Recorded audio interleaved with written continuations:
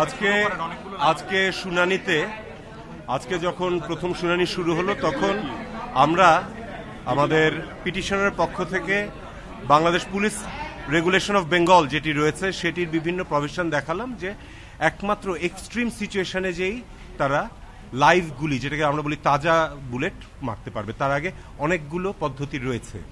আমাদের একদম প্রথম যে বক্তব্যটা সেটা হচ্ছে যে মানব প্রাণগুলো যাচ্ছে সেগুলোকে এখানেই থামানো যাক, আর যাতে একটিও রক্ত না পড়ে, আর এক ফোঁটা রক্তও যেন না পড়ে। পুলিশ তাদের অন্যান্য যেসব প্রসিডিওর আছে পিআরবি অনুযায়ী সবকটাকে যেন ফলো করে তারপরে তারা যেন তাদের দায়িত্ব পালন করে। এবং এই 6 জনকে আমাদের সরকারের ভাষ্য অনুযায়ী যে তাদেরকে অ্যারেস্টও করা হয়নি, তাদেরকে ডিটেনও করা হয়নি, তাহলে তাদেরকে ওখানে আটকে রাখা হয়েছে কিসের জন্য? তাদের নিরাপত্তার কথা যে বলছেন সেই নিরাপত্তাটা তারা কখন চাইলেন সে কথা কখনোই বলছেন না। তারা গতকালকে আমাদের মামলা ফাইল করার পরে তাদের পরিবারের সাথে দেখা করতে দিয়েছেন, সেটা বারবার বলছেন যে পরিবার বলছে ভালো আছে, পরিবার বলছে ভালো আছে। আমরা শুধু ক্যামেরার সামনে যে অংশটুকু দেখানো হয়েছে সেটুকু দেখেছি, ক্যামেরার পিছনে ওখানে কিভাবে তাদের কাছ থেকে এই স্টেটমেন্ট নেওয়া হচ্ছে সে বিষয়টা কখনো দেখা যাচ্ছে না।